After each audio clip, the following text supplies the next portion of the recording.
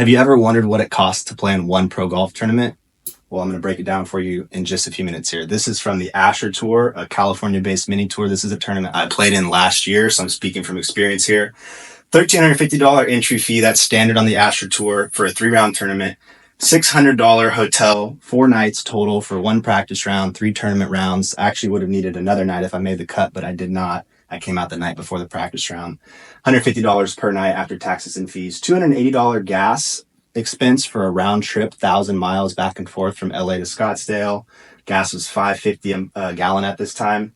$60 for a dozen golf balls to get through the week. $200 for food, and that was actually including free breakfast at the hotel every morning, so it could have been more expensive. Practice rounds, they usually cost $50 to $100, and then they charge you $25 per day to ride in a cart during the tournament, and 90% of guys do ride in a cart for pace of play. This week, those were both included, so I actually saved about $100 to $200 that I normally would have had to spend. So $2,490, roughly $2,500 for the week is actually a low side estimate on one 3-day pro golf tour, mini tour event. But where it gets interesting is where we look into the payouts. So that's all just an investment, and basically every pro golfer is, essentially a gambling addict because you're anteing up $2,500 on yourself. But in order to make profit on that, as you'll see in a second, you pretty much needed to finish top 5 out of a 117 player field on a very, very competitive Asher Tour.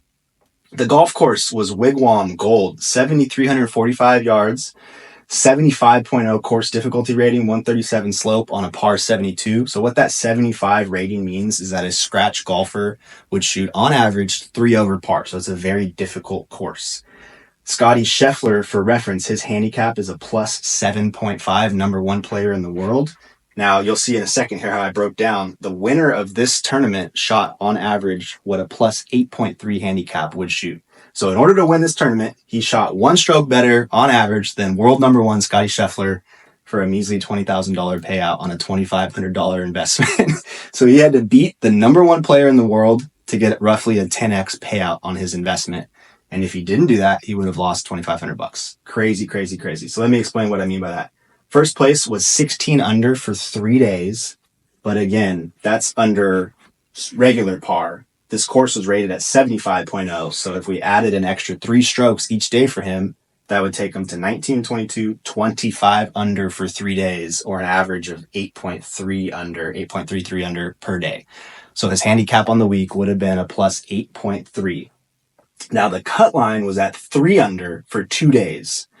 So that was essentially playing plus 3 handicap golf. 3 under, the 72 rating. Yeah, you get what I'm saying there? Sorry, I just kind of tongue-tied myself. But to make the cut and shoot 3 under for 2 days would have required a plus 3 handicap. He wound up shooting 3 over the final day. So that brought him back to even total for 3 days. Again, even par on a 75 rating for 3 separate days was essentially him shooting 9 under par on a regular difficulty 72.0 rated golf course. So this guy, made the cut, finished last place, got $600 for a net loss of $1,900, and he played incredible golf to the level of a plus 3 handicap. And I would be willing to bet almost everyone in the comments assumes a plus 3 handicap is more than good enough to play at the professional level, right? It's up for debate. Now, 7th place was the break-even point. Or not quite. It was $30 below break-even, but close enough. $2,460 payout for 7th place, which required shooting 10 under for 3 days with the course rating metric of 3 more strokes on top of that. We go 13, 16, 19. Basically, he shot 19 under par for scratch golf for 3 days, which was a plus 6.3 handicap, 1.2 strokes per day behind world number 1 Scotty Scheffler's average scores for him to break even in a professional golf tournament with 117 players. Now, I don't know how all that information makes you guys feel, but to me, it makes me feel 2 things. One, like better and validated about the fact that I didn't have that much success at the pro golf level, because it's like, well, you're literally even at the mini tour level where the stakes are 100 times smaller in terms of payout and opportunities for advancement in life and financially and brand sponsorships and stuff like that. You're playing for 100 times smaller stakes, and you still have to be as good, if not better, than the number 1 player in the world. So I really feel like I'm not blowing hot air when I say Mini tour players that are successful at the mini tour level are as good, if not better, any given day than the best players in the world. The only difference is the stage that they're playing on and the cameras being on them versus cameras not being on them. Obviously, is it harder to play on the PGA Tour? Is there more pressure? Absolutely. 1,000%. Those guys are the best in the world, and most of them did come up through a system like this. So it can be done. Very, very difficult. But yeah, it's a little deflating. I'm not gonna lie. It is a little bit of like really takes the wind out of your sails when you're excited to turn pro and you're thinking about where you might want to take your career. I only share all this information not to be a Debbie Downer.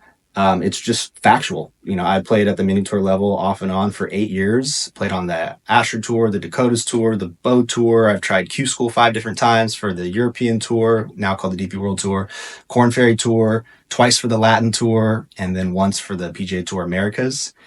So decent amount of experience, not a tremendous amount of success. I played to somewhere between a +2 and a +3 handicap pretty consistently over the last 4 or 5 years. And as you can see, that's why I missed cuts. That's really not even good enough to be averaging making the cuts, and making the cut does absolutely nothing for you. You incur debt every single week.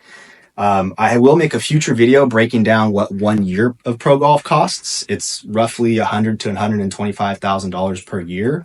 And then I'll show you the scores you would have to shoot consistently to actually break even and then to make profit. It's unbelievably difficult, but hopefully you guys are enjoying the series. And if you have questions, follow-up stuff that you would like me to talk about in relation to this or for future video ideas, I'd be happy to make more content about that. I feel like as a player myself and with all my friends being players, this is stuff that I don't really think is all that like fascinating. I'm just kind of used to it, but I do realize I've made some videos about this topic before and they've gone just dummy viral, and so many people have been like, oh my God, I didn't know that. I didn't realize this and that. So it's one of those things where when you're like a super in-depth person in a particular niche because you've devoted your life to it, things that you perceive as just like common knowledge and really normal are actually pretty interesting or considered like insider information to people that have, just an average understanding of the topic. So hopefully can bring more awareness to what the mini tour golf circuit is like, because I believe they're some of the best players in the world and I'd love for them to get more attention and opportunities. And I feel like stuff like this maybe can help that. So if you like this video, please like it. Please drop a comment. That helps with the algorithm tremendously. And if you want to see any of those future videos that I mentioned, subscribe to the channel and turn on post notifications. Thanks for watching. Have a great day. Bye.